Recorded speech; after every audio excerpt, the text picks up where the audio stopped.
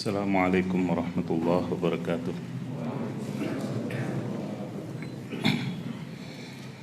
Alhamdulillahi rabbil alamin. Alhamdulillahilladzi bini'matihi tatimmus salihat wa bi'afwihi tughfaruz dzunub was sayyi'at wa bikaramihi tuqbalul 'ataya wal qurbat wa bilutfihi tustarul 'uyub waz zallat.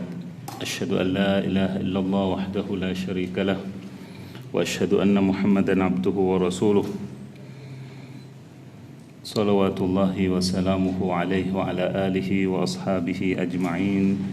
Ya ayyuhalladzina amanu taqullaha haqqa tuqatih wa la tamutunna illa wa antum muslimun.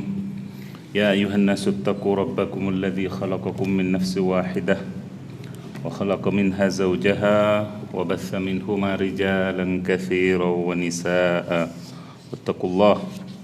Wattaqullaha alladzi tasaaluna bihi wal arham. Innallaha kana 'alaikum raqiba.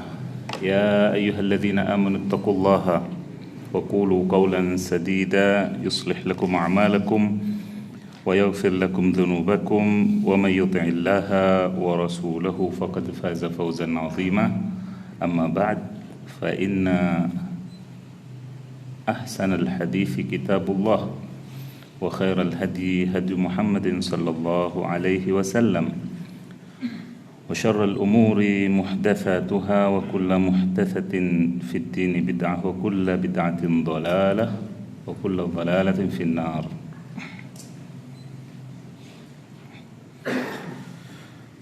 Ma'asyiral ikhwah wal akhawat, alhamdulillah kita panjatkan puja-puji syukur kehadirat Allah Subhanahu wa taala atas berbagai nikmatnya. Salawat dan salam kita haturkan kepada Nabi kita tercinta termulia Muhammad sallallahu alaihi wasallam. Begitu pula kepada keluarga beliau, para sahabat setia beliau dan seluruh pengikutnya. Jamaah yang dirahmati oleh Allah, pada kesempatan yang lalu kita telah sampai kepada syubhat yang ke-11 ya. Selesai yang 11.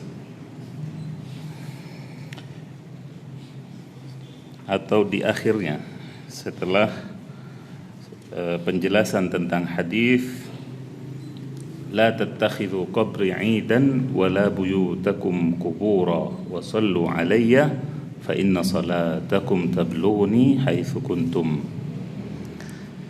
Janganlah kalian jadikan kuburanku itu sebagai hari raya, tempat ramai-ramai. Juga jangan dibalik, jangan jadikan rumah-rumah kalian seperti kuburan, sepi. Tidak ada zikir di dalamnya, tidak ada salat ya. Dan salatlah kalian kepadaku, artinya bersalawatlah kalian kepadaku. Sesungguhnya salawat kalian akan sampai kepadaku dimanapun kalian berada. Ini dikatakan fa kaifa du'a'uhu an-nabiy sallallahu alaihi wasallam nafsahu idza kana hadha inkaru salaf ala man qasada du'a Allah wahdahu la syarikalah inda qabrin nabi fa kaifa du'a'uhu nafsuhu. Ya. Di sini para salaf rahimahumullah mengingkari orang-orang yang berdoa kepada Allah. Berdoanya kepada siapa? Kepada Allah, hanya memilih tempatnya di samping kuburan Nabi. Itu saja diingkari, dilarang oleh kaum salaf. Fa kaifa law wajaduhu yad'un nabiyya nafsahu. Lalu bagaimana kalau doanya tadi dipalingkan kepada Nabi? Ya, bukan bilang ya Rabb, bukan bilang ya Allah atau Allahumma, tetapi bilangnya memanggilnya Nabi. Ya. Memanggilnya Nabi. Maka ya fa innahum yakununa asyaddu inkaran. Tentu pengingkaran kaum salaf lebih dahsyat lagi tentunya. Fa innal awwal bid'ah wa la yajuz. Yang pertama, tindakan yang pertama tadi yaitu memilih tempat mendatangi kuburan Nabi meskipun doanya tetap kepada Allah, itu tidak boleh dan bid'ah, haram, ya. Amma tsani fa huwa syirkul akbar li'annahu sadara minhu mukhul ibadah wa huwa du'a ghairillah. Adapun yang kedua, yaitu memanggilnya kepada Nabi, berdoanya kepada Nabi, memintanya kepada Nabi, maka ini adalah syirik akbar. Karena dia telah berbuat apa? Ibadah, yaitu menyeru, berdoa kepada selain Allah meskipun itu Nabi. Maka ini adalah syirik akbar. Fama dhannuka law sami'u man yaqulu unsurni aw urzuqni. Lalu bagaimana seandainya kaum salaf tadi hidup di masa kita, kemudian mendengar beberapa peziarah Nabi, ya, di kota Madinah yang berdoa, ya, kepada Nabi, berikan kami kemenangan, unsurni atau urzukni, atau berilah kami rezeki. Dengan demikian kita telah selesaikan syubhat yang ke-11, yaitu istighatsah dengan selain Allah bukanlah syirik, karena mereka membolehkan istighatsahnya manusia nantinya dengan para nabi di akhirat. Itu syubhatnya. Itu sudah berlalu, ya, pada pertemuan yang lalu, bagaimana, ya, kejadian di mahsyar, ya, ketika banyak dari manusia mendatangi para nabi, mulai ayahanda kita Adam sampai kemudian dilimpahkan kepada semuanya, melimpahkannya kepada siapa? Pada nabi kita Muhammad sallallahu alaihi wasallam. Baik. Ini hanya untuk mengikat dan mengingat kembali apa yang sudah kita sampaikan pada kesempatan yang lalu. Kemudian tibalah kita kepada syubhat yang terakhir dalam kitab syubhat, Kasyfus Syubhat ini, yaitu syubhat yang ke-12. Istidlaluhum ala anna al-istighatsata bil amwati wal ghaibina laysat syirkan bi'ardhiha ala Ibrahim min Jibril. Mereka berdalih, ya, dengan dibolehkannya menurut mereka, karena ini syubhatnya, ya, bias pemikiran mereka atau penyimpangan akidah mereka, bahwasanya istighatsah dengan orang-orang yang telah meninggal atau absen, ya, tidak hadir, bukanlah syirik. Buktinya apa? Ibrahim alaihissalam mendapat tawaran dari Jibril ketika apa? Ketika hendak dilempar ke api, ya.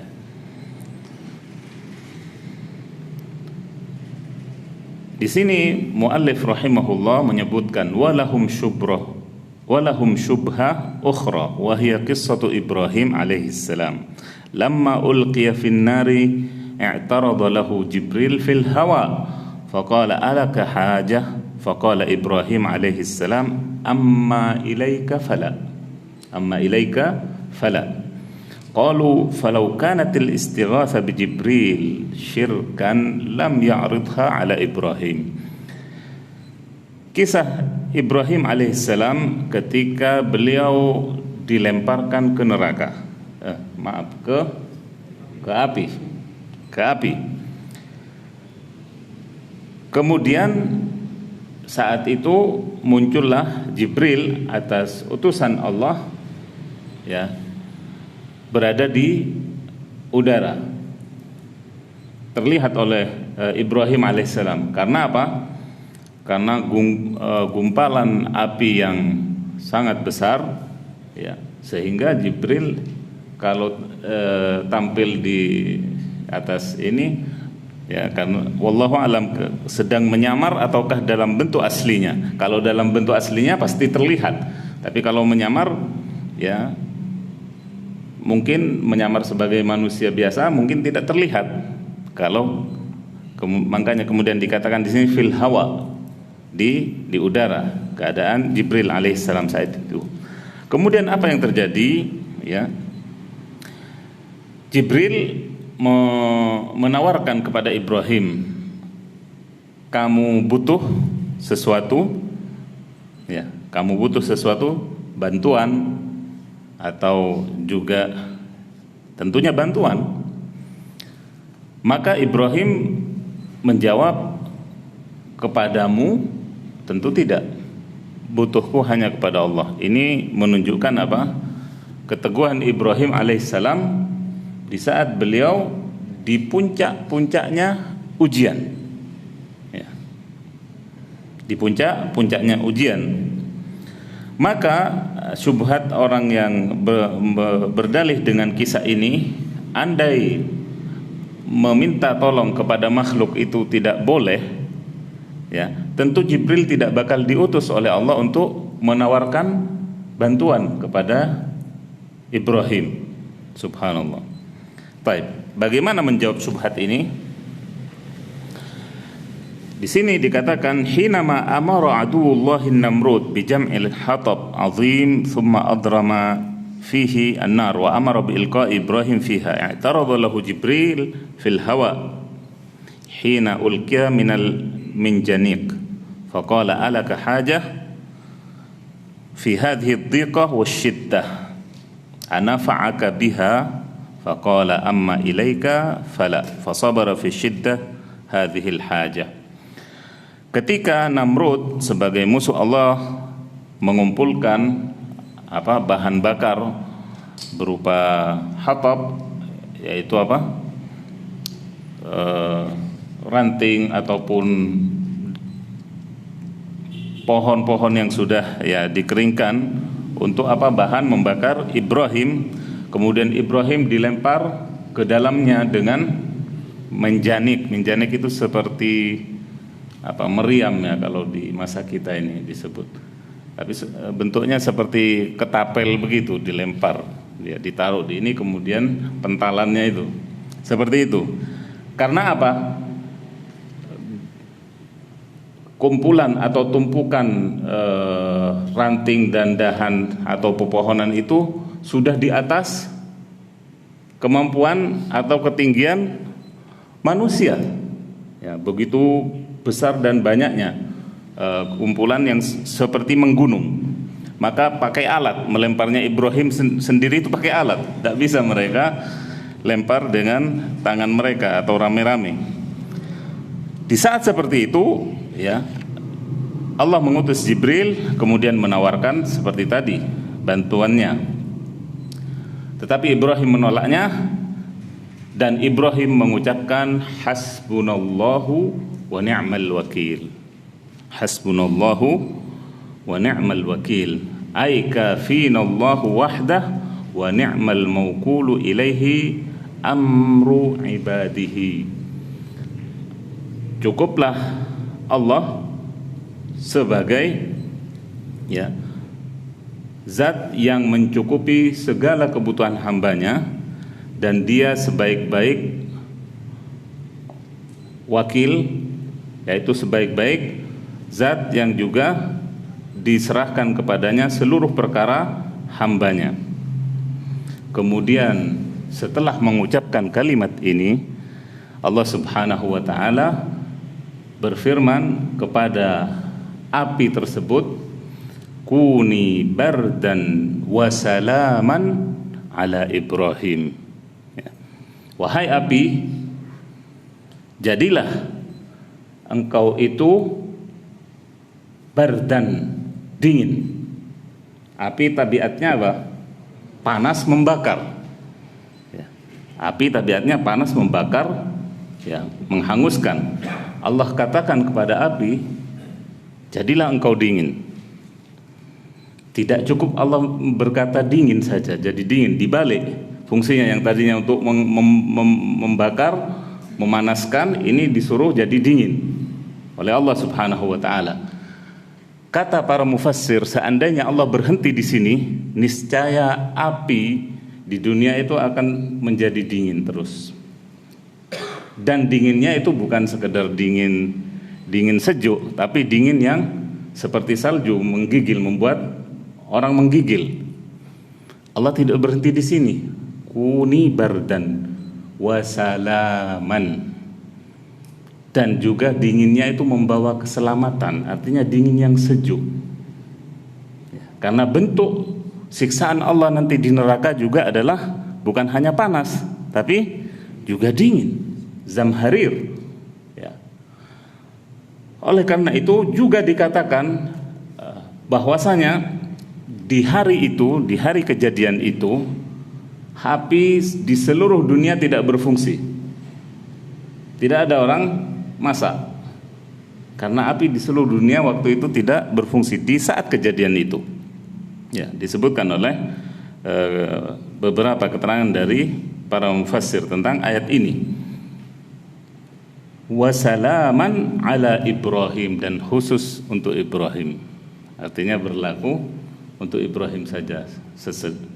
Keterangan yang demikian singkat namun juga padat di sini. Perintah Allah Subhanahu wa taala kepada makhluknya yang bernama api. Kemudian perlu diketahui bahwasanya jamaah yang dirahmati Allah, kata hasbunallah wa ni'mal wakil ini adalah senjata pamungkas para nabi dan rasul, khususnya ulul azmi minar rusul. Semua ulul azmi, Al-Bukhari rahimahullah meriwayatkan dalam sahihnya bahwasanya semua ulul azm dari rusul itu pernah mengucapkannya. Dan di saat puncak-puncaknya ujian, Ibrahim di saat dilemparkan seperti ini, Musa alaihissalam ketika dikejar oleh Fir'aun dan bala tentaranya, kemudian tidak mendapati di depannya kecuali laut, di belakangnya adalah Fir'aun dan bala tentaranya. Ketika qala ashabu Musa inna lamudrakun, para pengikut Nabi Musa, sahabatnya sudah angkat tangan, sudah putus asa. Wah, kena kita bisa disusul sudah oleh Fir'aun dan bala tentaranya, kita akan binasa. Itu maksud mereka, inna lamudrakun. Kemudian Allah Subhanahu wa taala, Nabi Musa alaihissalam tampil dengan keyakinan yang penuh sambil menjejakkan tongkatnya ke tanah, pergi ke depan dan menyatakan kalla inna ma'i rabbi sayahdin, sekali-kali tidak, Allah bersamaku dan dia bakal ngasih hidayah, petunjuk kepadaku. Kemudian dikatakan bahwasanya di saat itulah juga Musa menyatakan hasbunallahu wa ni'mal wakil. Ya. Jadi ucapan kalimat hasbunallahu wa ni'mal wakil ini adalah sekali lagi senjata pamungkas para nabi atau rasul ulul azm, di mana setelah itu Allah Subhanahu wa taala berikan tentunya kepada Musa alaihissalam mukjizatnya berupa terbelahnya lautan menjadi jalan keselamatan baginya, tetapi di sisi yang lain menjadi jalan kebinasaan bagi Fir'aun dan bala tentaranya. Baik.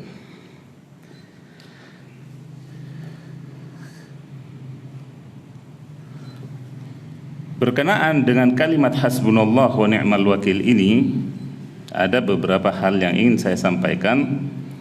Bahwasanya yang pertama itu tadi, kalimat ini diucapkan oleh orang yang terzalimi. Ya. Kalimat ini diucapkan oleh orang yang terzalimi, ya, atau tidak berdaya, haknya dirampas, kemudian mengucapkan kalimat ini, hasbunallah wa ni'mal wakil. Saya teringat dulu ketika kuliah, ada salah satu teman dari Djibouti, ya, masuk negara Arab juga tapi bagian Afrika. Dia ketika melihat di masyarakat di Saudi juga sedikit menarik perhatiannya ketika kalimat ini diucapkan. Kata dia, kalau kamu bilang sama orang Saudi hasbunallah wa ni'mal wakil, ya, Itu berarti ya qatil ya maktul, katanya dia. Kalau tidak lo yang babak belur gue. Maksudnya apa? Ini sudah tidak ada kata damai lagi kalau sudah orang berkata demikian. Hasbunallahu wa ni'mal wakil. Orang dibilang diumpat dengan sebutan-sebutan binatang itu mungkin masih kupingnya saja yang panas. Tapi ketika bilang hasbunallahu wa ni'mal wakil, wah, itu pasti berantem gitu maksudnya. Itu maksudnya. Ya qatil ya maktul, katanya. Kalau udah lo, gue yang babak belur. Kemudian juga kata ini diucapkan liraddi kaidil a'da, untuk apa? Mengantisipasi, menolak tipu daya musuh. Nabi kita ucapkan ketika apa? Kalah di perang Uhud. Kemudian beliau mengumpulkan para sahabat untuk menunjukkan kepada kaum kafir Quraisy bahwasanya kaum muslimin masih punya kekuatan di perang berikutnya, yaitu Hamra al-Asad. Allah Subhanahu wa taala abadikan ya dalam surah Al-Imran ya ayat 173, innan nasa qad jama'u lakum fakhshawhum fazadahum imana. Kemudian apa? Wa qalu hasbunallah wa ni'mal wakil. Ya, kemudian mereka berkata hasbunallah wa ni'mal wakil. Baik. Kemudian juga kalimat ini diucapkan ketika kita dalam ketakutan, hak kita bakal dirampas misalnya. Waliyadzubillah, misalnya ada dari hak-hak kita ya, hak tanah, hak rumah misalnya dan sebagainya, sesuatu yang besar yang tak terperikan, yang sudah tidak bisa ditanggung lagi, maka ucapan ini ya, ucapan ini akan menjadi ya senjata bagi kaum mukmin.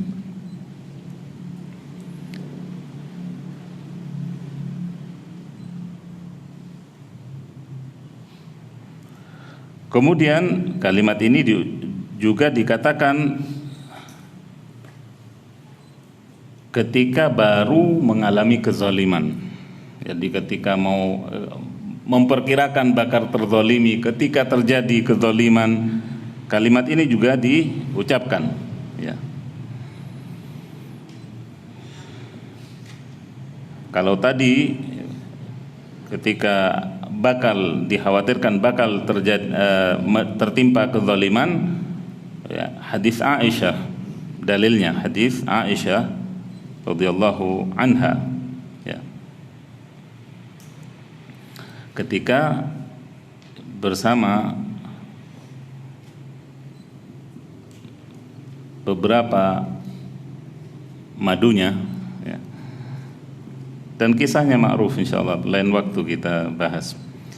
Kemudian ketika terjadinya kezaliman, hadis Abu Hurairah ya, radhiyallahu anhu ya, tentang bayi yang berbicara, dan hadisnya sedikit panjang juga, insyaallah lain waktu kita ini. Kemudian di saat juga kita berbaik sangka kepada Allah dan menunggu karunia-Nya,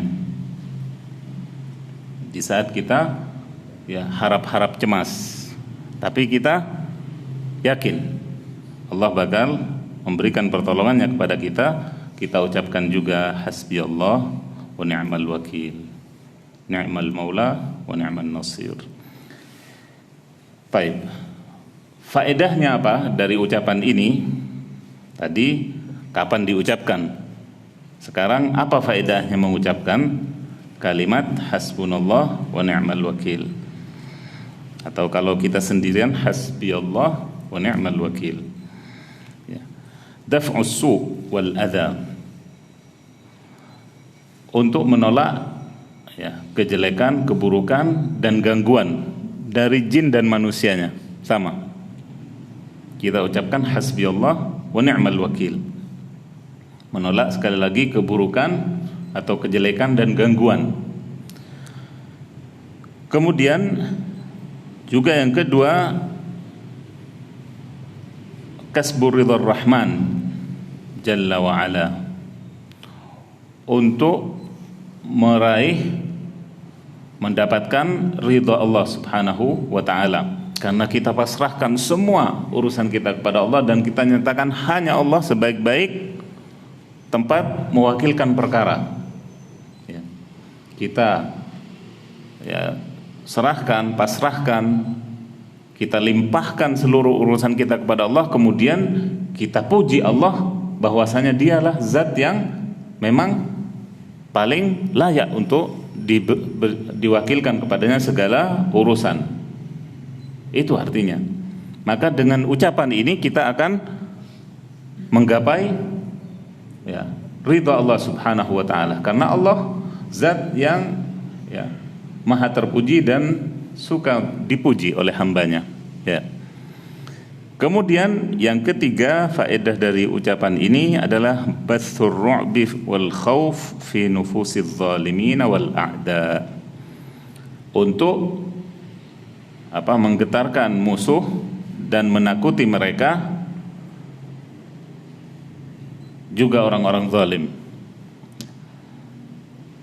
Tentunya bagi mereka yang mengucapkannya dengan keyakinan yang teguh di hatinya, maka faedah ini akan mereka capai, faedah ini akan mereka gapai, akan mereka raih, menolak keburukan atau gangguan, meraih ridha Allah subhanahu wa ta'ala, dan juga menakuti orang-orang yang zalim dan para musuhnya ya. Itu diantara faedah daripada ucapan hasbunallah wa ni'mal wakil. Nah, kemudian kita kembali kepada jawaban atas syubhat tadi ya. Wa aslu dalalihim fi hadhihi syubhah adamut tafriq bainal jaiz wal haram wa adamul ilmi wal ittila' ala ma fil kitab was sunnah wal ijma'.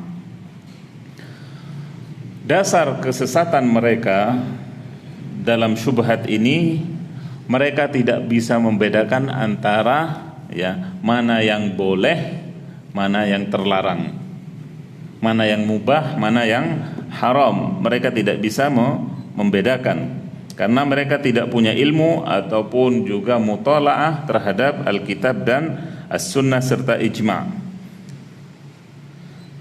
Fal jawab anna hadha min jinsi asy-syubhatul ula fa inna Jibril arada alaihi ay yanfa'uhu bi amrin yaqdiru alaihi wa huwa hayyun hadir.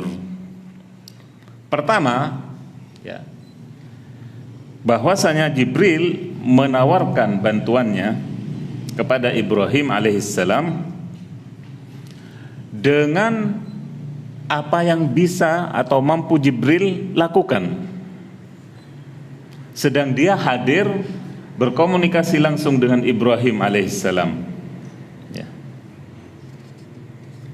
Fa inna hadza min jinsil istighatha bil hayyil hadir al qadir. Maka meminta bantuan seperti ini boleh. Saya minta tolong pulpennya pinjam misalnya. Anda punya pulpen, ini istighatsah namanya, boleh. Anda punya pulpen, saya pinjam. Anda mendengar ucapan saya ya, ini sesuatu yang boleh ya, meskipun meminta bantuan kepada makhluk, karena dia mampu untuk memberikannya. Begitu pula ketika Jibril menawarkan kepada Ibrahim alaihissalam tawaran ini, Jibril mampu untuk berbuat di luar di luar jangkauan ataupun perkiraan pikiran manusia. Kejadian itu di mana? Dibakarnya Nabi Ibrahim kejadiannya di mana? Hah? Di Bali? Di Babil, bukan Bali, di Babil, yaitu di Irak situ. Dari negeri itu apinya itu bisa dipindah ke mana? Kemana saja, dari barat ke timur dunia. Ya, oleh Jibril. Satu sayapnya Jibril saja menaungi ufuk. Apalagi untuk cuma mengangkat, ya, serpihan api itu kalau dibandingkan dengan satu sayapnya Jibril. Sedang Jibril punya 600 sayap. Dunia ini ya tidak perlu satu kepakan sayap kok untuk Jibril melintasinya. Subhanallah. Jibril mampu untuk mengangkat itu atau memindah Ibrahim saat itu juga dengan kemampuan yang Allah berikan kepada Jibril.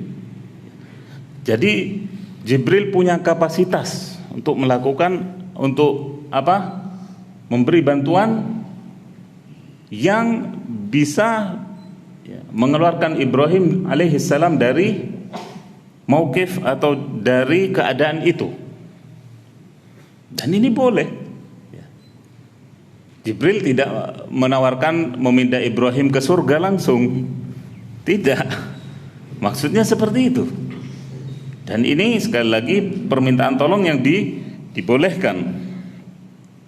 Sebagaimana Ibrahim tahu alaihissalam bagaimana kemampuan Jibril alaihissalam, ya, bersama malaikat yang lain ketika mengangkat negerinya kaum Nabi Lut, ya, sampai membumbung ke langit. Ila ananis sama di sini dikatakan, kemudian sampai lolongan anjing serigalanya itu terdengar oleh penghuni langit. Allahu Akbar, mengerikan sekali. Kemudian dihempaskan di balik. Apalagi ya yang lebih kecil dari itu. Jadi sekali lagi tawaran yang diberikan oleh Jibril alaihissalam kepada Ibrahim, tawaran yang sesuai dengan kemampuan Jibril, dengan kapasitasnya yang Allah berikan kepadanya.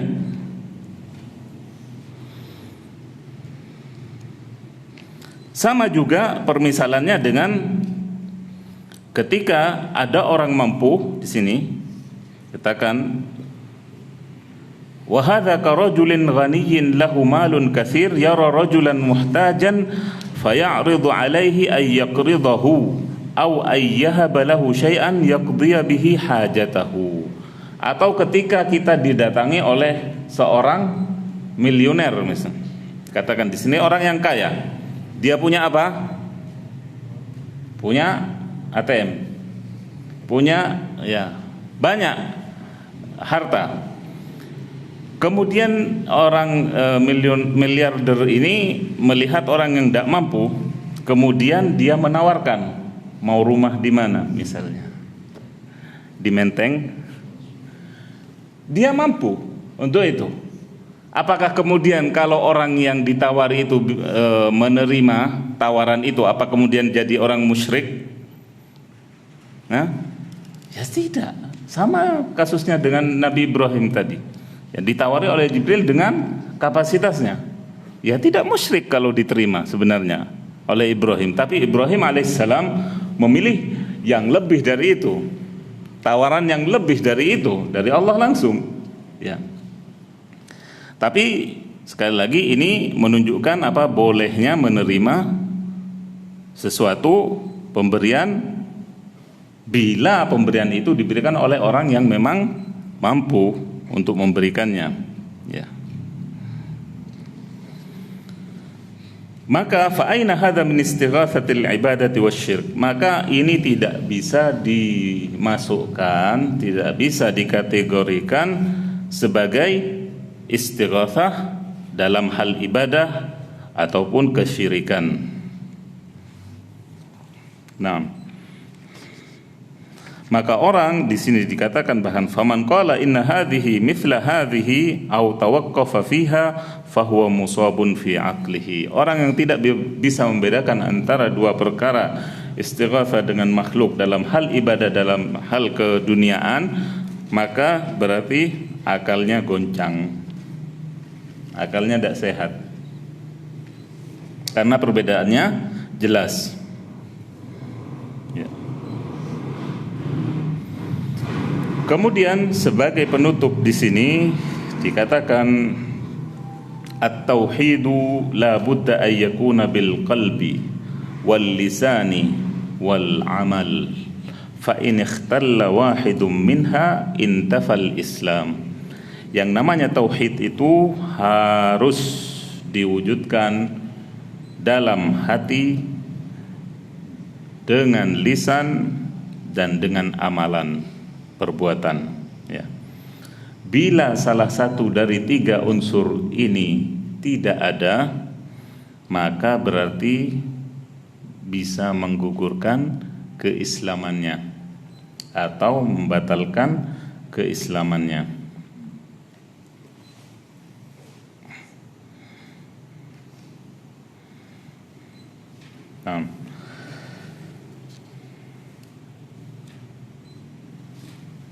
Sebab apa?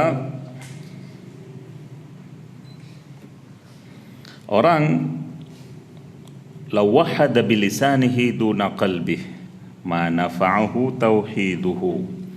Orang yang hanya mentauhidkan Allah dengan lisannya sedangkan hatinya tidak, maka tidak manfaat tauhid yang seperti ini. Walau wahada biqalbihi wa arkanihi duna lisanih ma nafa'ahu dzalik. Meskipun juga orang bertauhid dengan hati dan anggota badannya tetapi lisannya tidak mengucapkannya, juga tidak bermanfaat. Maka sekali lagi harus ketiga-tiganya.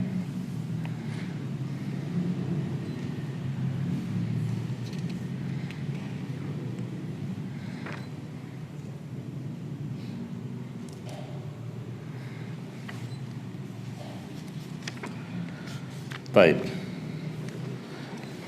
Jamaah yang dirahmati Allah Subhanahu wa taala, kemudian di sini muallif rahimahullah lebih menjelaskan lagi fa in urifat tauhid fa in arafat tauhid wa lam ya'mal bihi fa huwa kafirun mu'anid ka fir'aun wa iblis wa amsalihima. Bila seseorang tahu tentang tauhid tapi tidak mengamalkannya, maka dia adalah kafir yang membangkang, yang menantang, seperti Firaun dan iblis. Firaun dan iblis tahu enggak tentang Allah? Tahu kan? Tapi hanya sekedar kognitif saja, wawasan, pengetahuan saja. Hatinya tidak meyakini. Kemudian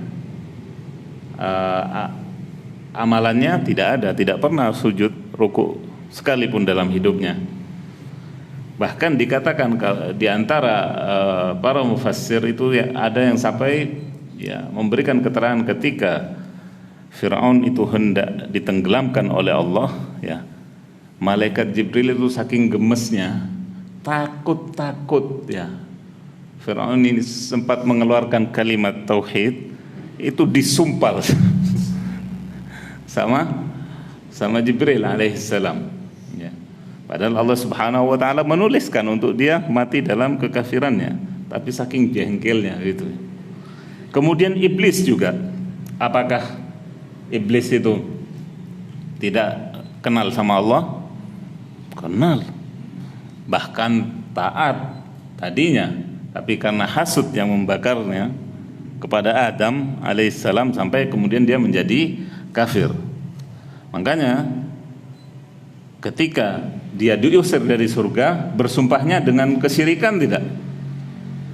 Bersumpahnya dengan Allah. Fabi'izzatik, demi kemuliaanmu ya Allah. Subhanallah, ini iblis yang ngomong. fa bi'izzatik la'uwiyannahum, ya, ayah. Kemudian juga Rabbi bima aghwaytani dalam ayat yang lain.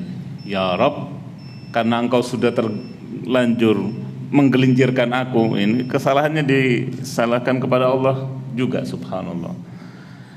Itulah iblis. Fa kufruhuma kufru inad. Maka kufurnya dua hamba ini, yaitu Fir'aun dan iblis, adalah kufur pembangkangan. Ya. Fa inna Fir'auna wa iblisa ya'rifanil haqqa fil jumlah. Fir'aun dan iblis itu tahu tentang yang hak, tentang kebenaran itu secara umum tahu. Ya. Wa ba'dul kufr yakunu an jahlin wa adami basirah. Dan sebagian kekafiran, jenis kekafiran yang lain, yang kedua, yaitu karena kejahilan dan tidak adanya pengetahuan. Ka ulama'il yahud ummatil ghadab wa amthalihin mimman ya'lamul haqq wa la ya'mal bihi. Seperti ulamanya orang-orang atau kaum Yahudi yang dimurkai oleh Allah Subhanahu wa ta'ala.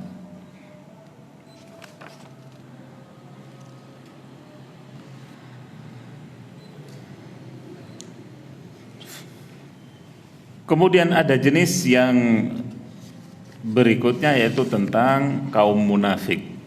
Ya, selain tadi kekafiran, kemudian ada jenis orang atau golongan munafik yang mengamalkan tauhid secara zahir. Ya, bisa jadi dia memahaminya, makna kalimat tauhid itu, tetapi tidak meyakininya dengan hati. Ya. Dan ini lebih parah, lebih bahaya daripada orang kafir. Kalau orang kafir terang-terangan tidak percaya, sudah selesai. Ya. Tapi kalau nifak, ya, orang munafik, apalagi munafik yang tulen, i'tiqadi, munafik tentunya ada dua, nifak i'tiqadi atau nifak amali. Nifak secara i'tiqad, secara keyakinan, ya, yang dipimpin oleh siapa? Di kota Madinah, Abdullah bin Ubay bin Salul. Ya. Dia menampakkan keislamannya. Bahkan kalau salat di belakang Nabi. Subhanallah. Sallallahu alaihi wasallam. Kalau salat di belakang Nabi, Nabi belum hadir, dia sudah di pintu menunggu. Ketika Nabi datang mau masuk masjid, berdiri, kemudian mengucapkan pujian-pujian, sanjungan kepada Nabi. Padahal hatinya naudzubillah. Ya, makanya kemudian Allah nyatakan apa? Fit tarkil asfali minan nar, di keraknya neraka. Ya. Karena itu tadi, menikam dari belakang, musuh dalam selimut, menggunting dalam lipatan, apa lagi? Allah musta'an. Baik, waktu juga yang batasi kita. Insyaallah kita telah atau akan menyelesaikan kasyfus syubhat ini, dan insyaallah mudah-mudahan Allah mudahkan pertemuan mendatang akan kita ulangi secara singkat dari pertama sampai 12 ke syubhat-syubhat yang ada di kitab Kasyfus Syubhat ini. Bagi mereka yang mungkin belum mengikuti dari awal, insyaallah akan terbawa juga memahami secara global apa-apa yang sudah kita pelajari selama ini tentang Kasyfus Syubhat. Demikian kita akhiri dengan doa kafaratul majlis. Subhanakallahumma wa bihamdik, asyhadu an la ilaha illa anta, astaghfiruka wa atubu ilaik. Assalamualaikum warahmatullahi wabarakatuh.